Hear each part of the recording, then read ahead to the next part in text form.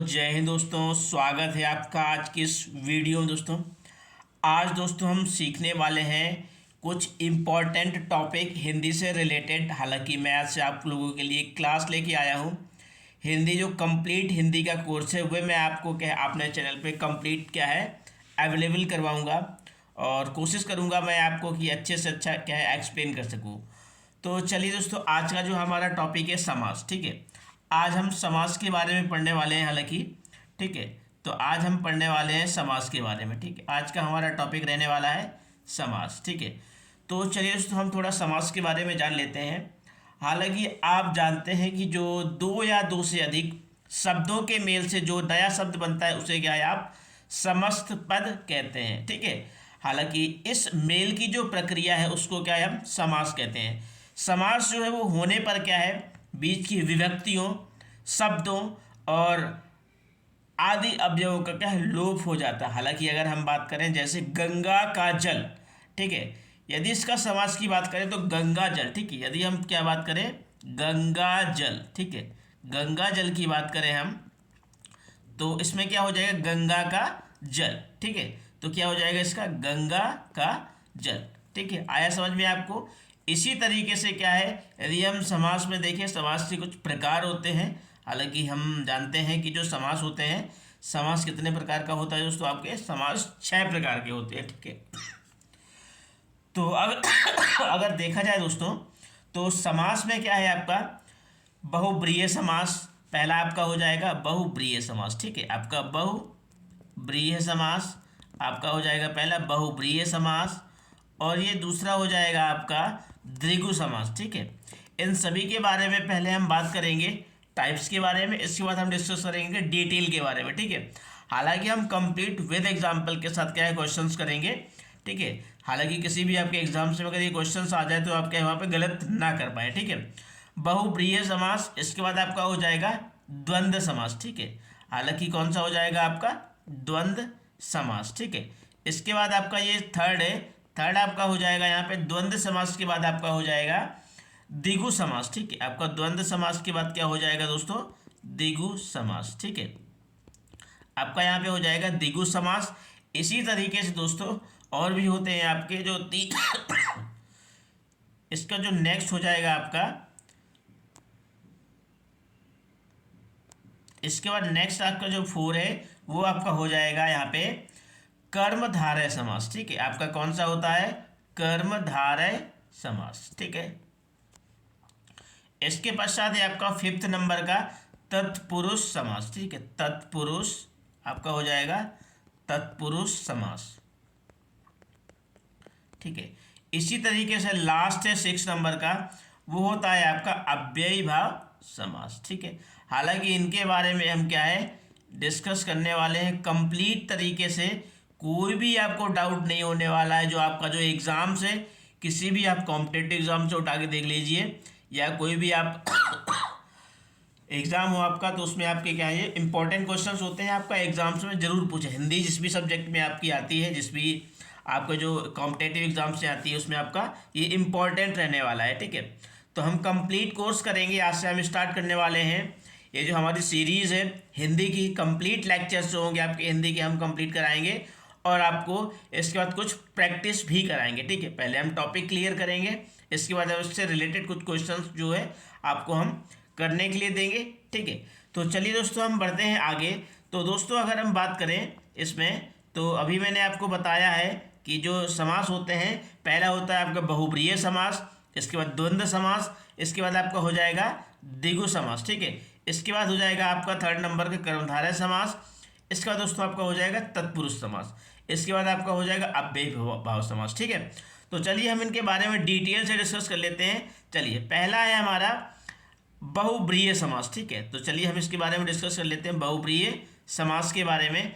तो दोस्तों हम जानते हैं कि बहुब्रीहि समास क्या होते हैं। ठीक है, तो बहुब्रीहि समास क्या होते हैं दोस्तों, अगर हम बात करें बहुब्रीहि समास की तो जिस समास में पूर्व पद और उत्तर पद दोनों ही क्या हो प्रधान हो, अर्थात जिसमें क्या हो पूर्व पद और उत्तर पद दोनों ही क्या हो आपके प्रधान हो, अर्थात अर्थ की दृष्टि से दोनों का स्वतंत्र अस्तित्व हो और उनके मध्य संयोजक शब्द का लोप हो उसे हम क्या कहते हैं दोस्तों, आपका बहुब्रीहि समास कहते हैं। ठीक है, चलिए हम थोड़ा सा दोबारा देख लेते हैं। हालांकि हमने क्या है आपका द्वंद्व समास के बारे में डिफाइन कर दिया है, तो बहुब्रीहि समास थोड़ा सा डिस्कस कर लेते हैं कि जिस समास में दोनों पदों के क्या है माध्यम से एक तीसरे पद का क्या हो अर्थ निकले। हालांकि हम जानते हैं यदि हम बात करें महात्मा तो इसका मतलब हो जाएगा आपका महान आत्मा अर्थात ऊंची आत्मा वाला। ठीक है, एग्जाम्पल आपका हो जाएगा महात्मा। ठीक है, क्या हो जाएगा, महात्मा। एग्जाम्पल है इसमें महात्मा अर्थात इसको हम क्या बोलेंगे, महान आत्मा वाला। ठीक है, हम क्या बोलेंगे दोस्तों, महान आत्मा वाला। अगर हम इसमें बात करें महान आत्मा वाले की तो अर्थात इसी को हम क्या है तीसरे शब्दों में बोल सकते हैं जिसकी आत्मा क्या है, ऊंची है, ऊंची आत्मा वाला। ठीक है, ऊंची आत्मा वाला। तो इस तरीके से हम कह सकते हैं बहुब्रीहि समास। ठीक है, तो आए दोस्तों आपको समझ में आ गया होगा। हालांकि यदि क्या है दोस्तों प्रथम पद और उत्तर पद के अलावा क्या है कोई भी तीसरा अर्थ निकले दोस्तों, उसको हम क्या बोलते हैं, बहुब्रीहि समास बोलते हैं। ठीक है, इसके बाद है दोस्तों आपका बहुब्रीहि समास के बाद मैंने आपको बताया है कि द्वंद्व समास। ठीक है, कौन सा है इसके बाद, द्वंद्व समास। द्वंद्व समास में दोस्तों आ जाएगा, हालांकि इसको इरेज कर देते हैं, तो द्वंद्व समास के बारे में अगर हम बात करें दोस्तों, चलिए मैं हेडिंग डाल देता हूं द्वंद्व समास। ठीक है, तो द्वंद्व समास के बारे में दोस्तों अगर हम बात करें तो द्वंद्व समास वे होते हैं जिस समास में पूर्व पद और उत्तर पद क्या हो, दोनों ही प्रधान हो। ठीक है, तो जैसे एग्जाम्पल में आपका हो जाएगा माता और पिता। ठीक है, माता डैश पिता, तो इसका मतलब ये है कि जैसे यहाँ पे दोस्तों डैश आएगा इसका मतलब क्या हो जाएगा, और इसमें इसको हम क्या बोलेंगे, पूर्व पद। इसको क्या बोलेंगे, पूर्व पद, और इसको क्या बोलेंगे दोस्तों हम, उत्तर पद। ठीक है, क्या बोलेंगे हम, पूर्व पद और उत्तर पद। क्या बोलेंगे दोस्तों हम इसको, उत्तर पद और पूर्व पद, मतलब दूसरे वाले को बोलेंगे उत्तर पद और पहले वाले को हम बोलते हैं पूर्व पद। और जैसे ही आपको यहाँ पे डैश दिख जाए इसका मतलब क्या है, और द्वंद्व में क्या होता है, हमेशा क्या होती है, लड़ाई होती है विपरीत के। ठीक है, शॉर्ट ट्रिक है ये आपकी। विपरीत में क्या होगा आपका, द्वंद्व में लड़ाई होती है। ठीक है, डैश का मतलब यहाँ पे लड़ाई से है, आपको समझाने के लिए माता और पिता। इसी तरीके से दो तीन एग्जाम्पल आप और देख लीजिए, राम कृष्ण, राम और कृष्ण, भाई डैश बहन, भाई और बहन, सुख डैश दुख, तो इसका हो जाएगा आपका सुख और दुख। ठीक है, चलिए इसके बाद है आपका द्वंद्व समास के बाद हो जाएगा आपका, अभी मैंने आपको बताए थे द्वंद्व समास के बाद हो जाएगा आपका यहाँ पे, द्वंद्व समास के बाद हो जाएगा आपका ये तत्पुरुष और अव्यय भाव और कर्मधारय। ठीक है, तो द्वंद्व समास के बाद हो जाएगा आपका द्विगु समास। ठीक है, तो द्वंद्व समास के बाद है आपका थर्ड नंबर का द्विगु समास। हालांकि मैं इसको इरेज कर देता हूं। ठीक है, तो इसके बाद हो जाएगा द्विगु समास। ठीक है, हाँ, तो ये थर्ड नंबर का हो जाएगा दोस्तों, थर्ड नंबर का है ये द्विगु समास। ठीक है, द्विगु समास। द्विगु समास में क्या होता है दोस्तों, अगर हम बात करें जिस समास में पूर्व पद संख्या हो तो उसको क्या कहते हैं दोस्तों, हम द्विगु समास कहते हैं, मतलब नंबर्स की बात होती है। जैसे एग्जाम्पल में अगर हम बात करें नवरत्न। ठीक है, नवरत्न में क्या हो जाएगा आपका, नौ रत्नों का समूह। ठीक है, क्या हो जाएगा, नौ रत्नों का समूह, नौ रत्नों का समूह, इसको क्या बोलेंगे हम, नौ रत्नों का क्या है, समूह, तो इसको हम क्या बोलते हैं दोस्तों, द्विगु समास। इसी तरीके से और भी कुछ एग्जाम्पल देख लेते हैं हम। चलिए मैं आपको कुछ एग्जाम्पल और बता देता हूँ इसी तरीके से, ठीक है। चलिए कुछ एग्जाम्पल मैं और भी इसी तरीके से बता देता हूँ आपको। तो अगर हम बात करें त्रिभुवन, 3 भुवनों का समूह, ठीक है, जैसे क्या है त्रिभुवन, और इसी तरीके से और हो जाएंगे आपके त्रिभुवन, त्रिभुवन हो जाएगा 3 आपका 3 भुवनों का समूह। इसी तरीके सतमंजिल, 7 मंजिलों का समूह। इसी तरीके से आपका हो जाएगा द्विगु समास में सप्तद्वीप, 7 द्वीपों का क्या समूह, ठीक है। इसी तरीके से आपका हो जाएगा चौराहा, 4 राहों का एक रास्ता या समूह, उसको हम क्या बोलते हैं दोस्तों, द्विगु समास बोलते हैं, ठीक है। हालांकि आशा करता हूं आपको ये समझ में आ गया होगा। चलिए बढ़ते हैं नेक्स्ट पॉइंट की ओर, ठीक है।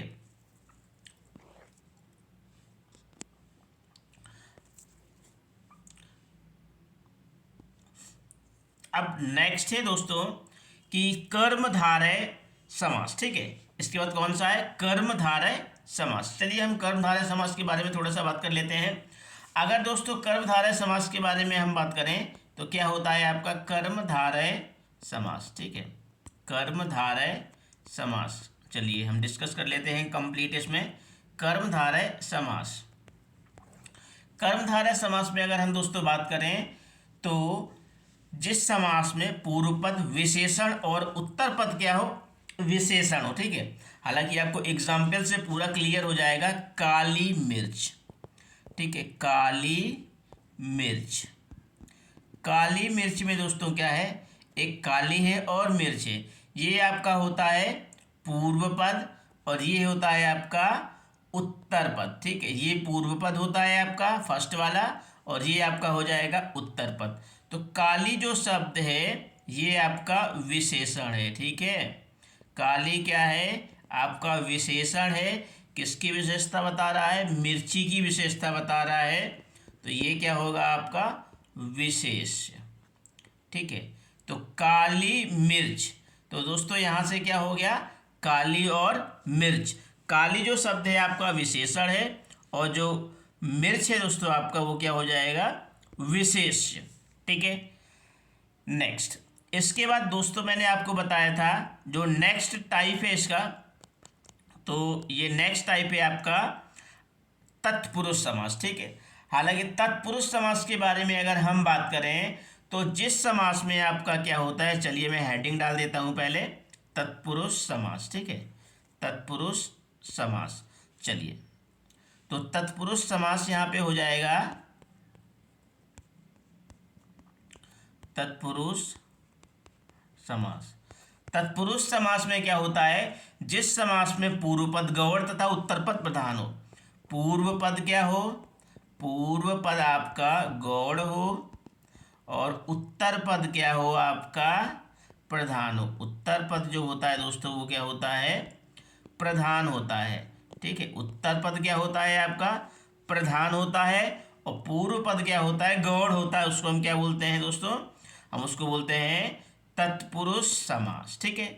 तो इसके बाद है दोस्तों आपका तत्पुरुष समास के बाद है नेक्स्ट, चलिए कुछ एग्जाम्पल्स देख लेते हैं तत्पुरुष समास के। जैसे मतदाता, ठीक है, मत को देने वाला, ठीक है, क्या हो जाएगा आपका मतदाता, क्या हो जाएगा मत, इसमें क्या हो जाएगा आपका मतदाता, ठीक है, मत और दाता, मतदाता, ठीक है, मतदाता, मत को देने वाला, क्या हो जाएगा मत को देने वाला, ठीक है। तो इस तरीके से हम बात करेंगे अगर तत्पुरुष समास की, तो तत्पुरुष समास वे समास होते हैं जिस समास में आपका पूर्व पद गौण होता है और उत्तर पद क्या होता है आपका प्रधान होता है। गौण मीन्स यहाँ पे हो जाएगा छिपा हुआ होता है, ठीक है। गिरह कट, गिरह को काटने वाला, ठीक है। बहुत ही ज़्यादा इंपॉर्टेंट है दोस्तों जो तत्पुरुष समास है आपका, एग्जाम्स में इससे रिलेटेड आपके 1-2 क्वेश्चंस पूछ लेते हैं, ठीक है। और आपके जो कारक होते हैं, कारक कर्ता को और संबोधन को छोड़ के बाकी जो कारक होते हैं, आपके जो कारक चिन्ह होते हैं, उनका भी क्या है यहाँ पे लोप रहता है। ठीक है, दोनों पदों के बीच क्या होता है आपका, इनका लोप रहता है। चलिए मैं आपको बता दूं ये कारक के बारे में। ठीक है, अगर कारक के बारे में आप नहीं जानते हैं तो भी मैं आपको बता दूंगा। ठीक है, तो आगे तो कारक क्या होते हैं आप जानते हैं। जो कारक के जो भेद होते हैं, यदि आप नहीं भी जानते हैं तो भी आप देख लीजिए। कर्ता ने कर्म को, ठीक है, कर्ता ने कर्म को, चलिए मैं आपको कंप्लीट बता दे रहा हूं। हाँ, कर्ता ने, ठीक है, कर्ता ने कर्म को, ठीक है, कर्ता ने कर्म को करण से और आपादान से अलगाव, से जो वर्ड आएगा वो भी अलगाव के लिए होगा। ठीक है, से अलगाव, कर्ता ने कर्म को करण से, आपादान से अलगाव, और आपका यहाँ से हो जाएगा संप्रदान को के लिए। ठीक है, क्या हो जाएगा आपका संप्रदान जो है वो हो जाएगा को के लिए। ठीक है, क्या हो जाएगा संप्रदान आपका हो जाएगा संप्रदान को और के लिए। ठीक है, को के लिए, संप्रदान को के लिए। और यहाँ पे दोस्तों हो जाएगा आपादान से अलगाव, मैंने आपको बता दिया। संबंध, यहाँ पे ये इम्पोर्टेंट है संबंध। ठीक है, चलिए मैं इसको अच्छे से लिख के दिखा दे रहा हूँ आपको। संबोधन यहाँ पे क्या हो जाएगा आपका संबंध का की के रा री रे और ना नी ने, संबंध कारक, संबंध कारक। ठीक है, संबंध कारक में आपका आ जाएगा यहाँ पे संबंध कारक में का की के रा री रे और हो जाएगा आपका ना नी ने, ना नी और ने। अगर दोस्तों और ये वर्ड आपको दिख जाए तुरंत आपको आंख बंद करके क्या है गोला लगा देने हैं संबंध कारक में। ठीक है, और इसके बाद है अधिकरण, ये भी आपका इम्पोर्टेंट है। ठीक है, अधिकरण कारक भी आपका इम्पोर्टेंट है। ये भी आपका जो एग्जाम्स होता है कॉम्पिटेटिव एग्जाम्स में पूछा जाता है। ठीक है, अधिकरण कारक, ठीक है, कौन सा है अधिकरण कारक। ठीक है, अधिकरण कारक में आपका हो जाएगा में पै पर। ठीक है, में पै और आपका हो जाएगा पर। अगर दोस्तों आपको एक कहीं भी वर्ड दिख जाए में पै पर, चलिए एक दो एग्जाम्पल हम देख लेते हैं। तो आपका हो जाएगा ये तत्पुरुष समास। ठीक है दोस्तों, ध्यान रखने आपको, यदि क्या है तत्पुरुष समास में यदि आपके कारक चिन्ह कहीं भी दिख जाए तो आपको क्या लगा देने, वहाँ पे आंख बंद करके आपको तत्पुरुष पे टिक कर देने। ठीक है, थोड़ा सा एक दो एग्जाम्पल हम देख लेते हैं। ये तत्पुरुष समास का एग्जाम्पल, तत्पुरुष समास में क्या हो जाता है कारण, जैसे जन्मजात, जन्म से उत्पन्न। संप्रदान में क्या हो जाएगा आपका हथकड़ी, हाथ के लिए कड़ी आ गया ना केवल। और संबंध में क्या हो जाएगा प्रेम सागर, प्रेम का सागर। ठीक है, तो इसके बाद दोस्तों हम बढ़ने वाले हैं अब नेक्स्ट में। नेक्स्ट जो है अपना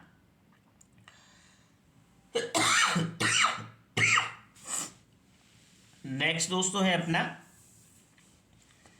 तत्पुरुष और कर्मधारय। ठीक है, दो बचे हैं अपने कर्मधारय और अव्ययी भाव। ठीक है, चलिए हम कर्मधारय और अव्ययी भाव के बारे में पढ़ लेते हैं। ठीक है, कर्मधारय के बारे में अगर हम बात करें तो कर्मधारय वे समास होते हैं जिनमें पूर्व पद विशेषण और दूसरा पद विशेष्य होता है। हालांकि मैंने इसको बता दिया है अभी आपको कर्मधारय के बारे में, और तत्पुरुष के बारे में हो गया। लास्ट बचा है आपका अव्ययी भाव समास। ठीक है, अव्ययी भाव समास क्या होते हैं, अव्ययी भाव समास। ठीक है, अव्ययी भाव, अव्ययी भाव में दोस्तों अगर हम बात करें तो वे समास जिस समास में पूर्व पद क्या हो अव्यय हो, जैसे एग्जाम्पल, तो उसे हम क्या कहते हैं अव्ययी भाव का कहते हैं। या इस वाक्य में क्रिया विशेषण का कार्य रहता है, जैसे आजीवन क्या हो जाएगा आजीवन। आजीवन में हो जाएगा जीवन भर, ठीक है, क्या हो जाएगा, जीवन भर, ठीक है, आजीवन में हो जाएगा आपका जीवन भर। तो ये क्या होता है, अव्ययी भाव क्या हो जाएगा आपका, अव्ययी भाव समास, ठीक है। इसी तरीके से अगर हम बात करें दोस्तों नेक्स्ट की एग्जाम्पल की, तो प्रतिदिन, ये बहुत इंपॉर्टेंट है, ये बहुत पूछा जाता है एग्जाम में, प्रतिदिन, ठीक है, प्रतिदिन, प्रतिदिन में दोस्तों क्या हो जाएगा यहाँ पे, प्रत्येक दिन, ठीक है, प्रत्येक दिन, ठीक है। तो इस तरीके से दोस्तों ये आपका हो गया अव्ययी भाव के एग्जाम्पल। तो दोस्तों ये जो मैंने आपको बताए हैं सारे समास, मैंने आपको सारे समास रिवाइज करवा दिए, हालांकि चलिए मैं एक बार और बता देता हूँ। तो हम दोस्तों जानते हैं कि जो समास होते हैं, चलिए एक बार हम रिवाइज कर लेते हैं सारे समास के बारे में। समास के दोस्तों मैंने टाइप्स बताए आपको, चलिए मैं आपको दोबारा बता दे रहा हूँ। एक तो बताया मैंने आपको कर्मधारय, इसके बाद बताया मैंने आपको तत्पुरुष समास, इसके बाद साथ मैंने आपको बताया अव्ययी भाव समास, और मैंने आपको बताया है द्वंद्व समास, द्विगु समास, और मैंने आपको बताया है आपको एक कौन सा, ये बहुब्रीहि समास, ठीक है। 3 समास मैंने ये बताए हैं, और 3 मैंने ये लिखे हैं आपके कर्मधारय समास, तत्पुरुष समास और अव्ययी भाव समास, ठीक है। तो एक बार हम रिवाइज कर लेते हैं। द्वंद्व समास में दोस्तों क्या होता है, जिस समास में पूर्व पद और उत्तर पद दोनों प्रधान होते हैं उनको हम क्या बोलते हैं, द्वंद्व समास कहते हैं। मैंने लड़ाई के बारे में बताया था, माता डैश पिता और लग जाता है। द्विगु समास में क्या होता है, नवरत्न, नवरत्नों का समूह है, इसमें क्या होता है, संख्या आती है, द्विगु में संख्या आती है। और तत्पुरुष में क्या होते हैं, जितने भी कारक चिन्ह होते हैं उन सबका लोप होता है। आपको जो जैसे मतदाता, इसको अगर आप तोड़ेंगे तो मत को देने वाला, इसमें अर्थात तत्पुरुष समास, तो इसमें आपको दिखने वाला है। तो कारक चिन्ह मतलब कहीं भी आपको दिख जाए तो वो सारे क्या होते हैं, आपके तत्पुरुष समास होते हैं। इसके पश्चात दोस्तों क्या, कर्मधारय समास। कर्मधारय मैंने आपको बताया है कि यदि विशेषण और विशेष्य की विशेषता बताई जाती है, जो आपका पूर्व पद उत्तर पद होते हैं ना, पूर्व पद फर्स्ट वाला, उत्तर पद आपका बाद वाला, पूर्व पद जो होता है आपका विशेषण होता है, उत्तर पद जो होता है आपका क्या होता है, विशेष्य होता है। इसके पश्चात दोस्तों आपका कर्मधारय समास। कर्मधारय समास में क्या होता है, आपका विशेषण और विशेष्य होते हैं, ठीक है, काली मिर्च यही बताया मैंने। इसके बाद अव्ययी भाव समास। अव्ययी भाव समास में क्या होता है, पूर्व पद अव्यय होता है, जैसे प्रतिदिन, प्रत्येक दिन, अर्थात यथा संभव में क्या है, समय के अनुसार। और बहुब्रीहि समास में मैंने दोस्तों आपको बताया कि उत्तर पद, पूर्व पद और उत्तर पद के अलावा क्या है, किसी तीसरे का अर्थ निकले उसको हम क्या कहते हैं, बहुब्रीहि समास कहते हैं। अगर दोस्तों हम बात करें एग्जाम्पल की, तो यहाँ पे आपका एग्जाम्पल हो जाएगा ये आपका हो जाएगा पीतांबर, पीला है अंबर जिसका अर्थात विष्णु, ठीक है। इस तरीके से हम बोल सकते हैं पहला और दूसरा, मतलब पूर्व पद उत्तर पद के अलावा तीसरे का अर्थ निकले तो उसको हम क्या बोलते हैं दोस्तों, हम बोलते हैं बहुब्रीहि समास। तो आशा करता हूँ दोस्तों आपको जो मैंने आज समास के बारे में कंप्लीट डिटेल जो बताई है आपको समझ में आया होगा। यदि आपको कोई भी डाउट है तो हमें कमेंट कर सकते हैं दोस्तों आप। तो दोस्तों मैं आपके लिए सीरीज़ लेके आया हूँ कंप्लीट हिंदी की, मैं कंप्लीट आपको हिंदी का कोर्स कराऊंगा, जो आपका जो कंप्लीट दोस्तों मैं आपको हिंदी का जो सिलेबस है वो पूरा कंप्लीट कराऊंगा, जितने भी आपके टॉपिक्स होते हैं हिंदी में सारे कंप्लीट कराऊंगा। अब दोस्तों हम कल थोड़ा सा कुछ इसके एग्जाम्पल्स करेंगे, ठीक है, हालांकि कुछ प्रैक्टिस हम करते जाएंगे, पहले मैं आपको टॉपिक क्लियर कराऊंगा, इसके पश्चात दोस्तों क्या करेंगे, हम कुछ एग्जाम्पल्स की प्रैक्टिस करेंगे। तो आशा करता हूं दोस्तों आपको जो ये वीडियो पसंद आई होगी। तो थैंक्स फॉर वॉचिंग, मिलते हैं नेक्स्ट वीडियो में दोस्तों।